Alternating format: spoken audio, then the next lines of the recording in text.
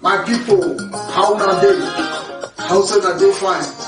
My name remain Eli David. I am here with one of Africa. Today we get Ogboge's news for now. My people, before we go inside the news, before we go dey talk about the news wey we get, you go get one wey we get for now. I want them to say the time wey we visit you take subscribe na be this one. Abeg press the subscribe button so that anytime when we just say upload, it will just show for your phone quick.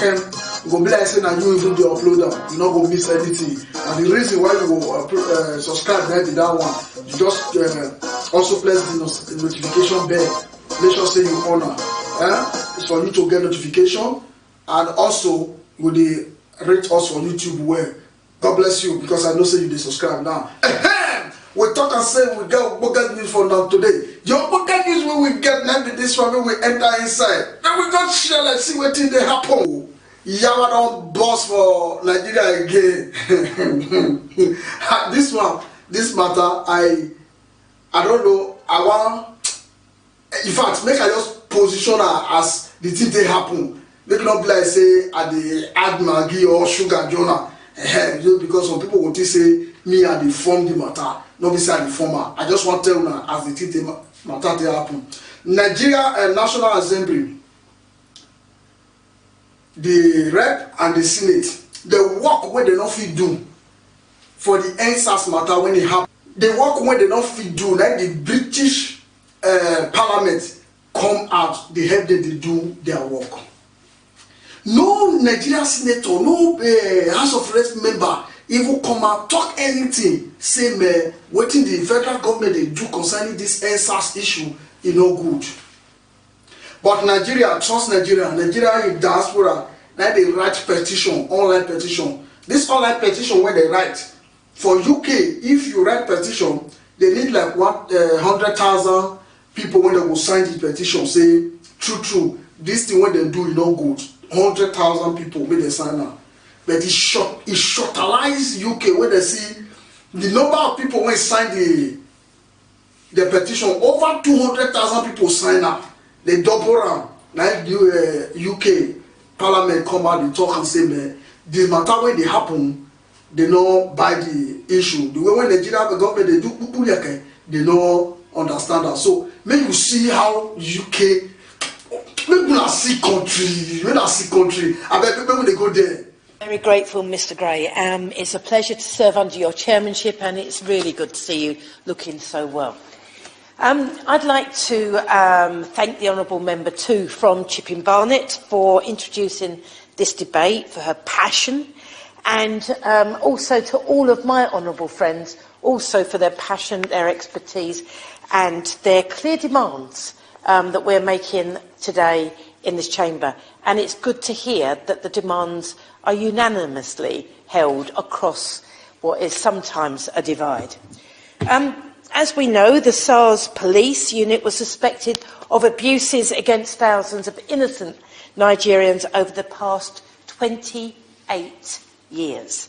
It's sadly clear that Nigeria does have a serious problem with abuses of state power and with corruption which goes way beyond SARS. The protest movement that we are seeing rise in Nigeria wants all of these abuses addressed. SARS and other police forces were well known for targeting young people for arrests, extortions, beatings, almost at random.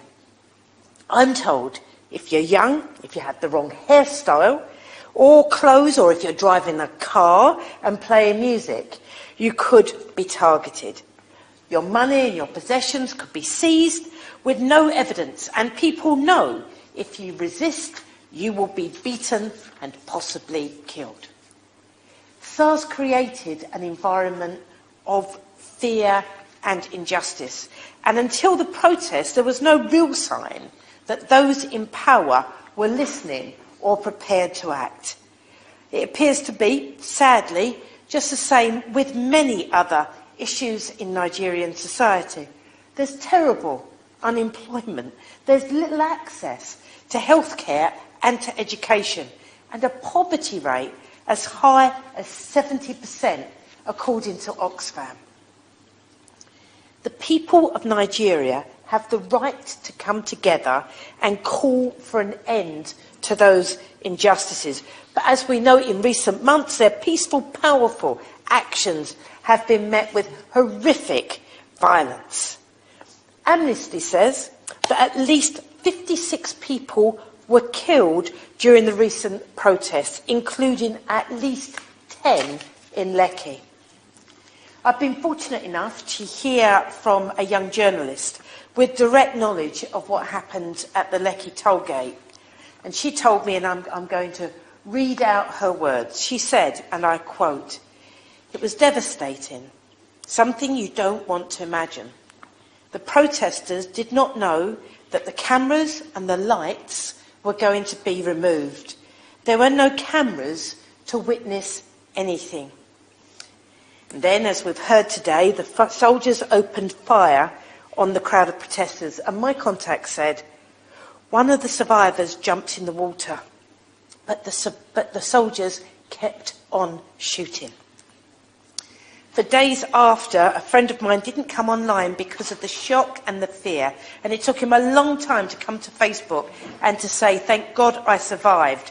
I did not think I was going to." She said, "Someone else I know left the toll gate with a bullet in him, and later they moved all the bodies so that there would be no evidence."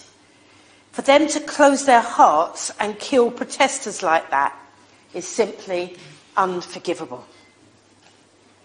The response from the authorities who feel threatened by the protests has been insidious, as we've heard. Media agencies have been fined for telling the truth. Bank accounts of activists have been suspended because supposedly they finance terrorism. And government spokespeople have even blamed the protesters for a rise in food prices. Those in power will clearly do anything at all to ensure that the movement ends now and that SARS is technically disbanded.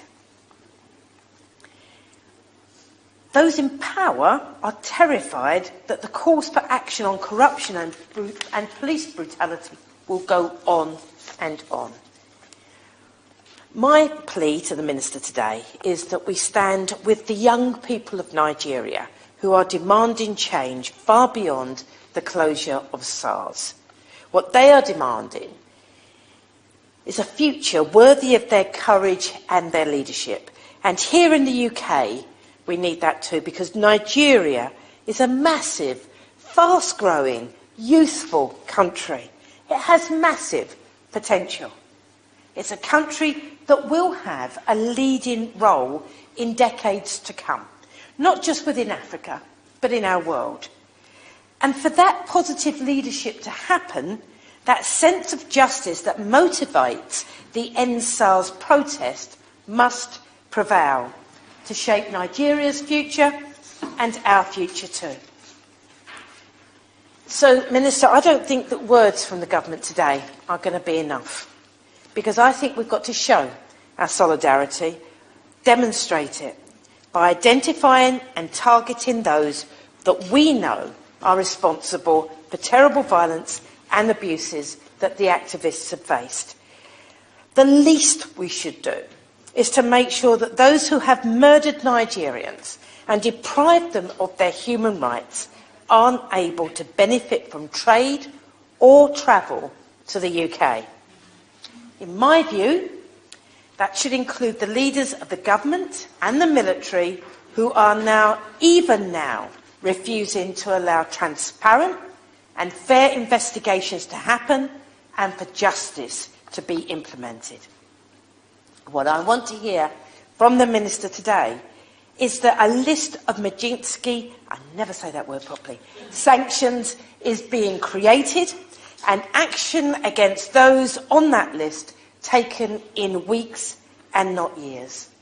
Our role in this must be, I think, to work with all that we can to identify those responsible and ensure justice is done.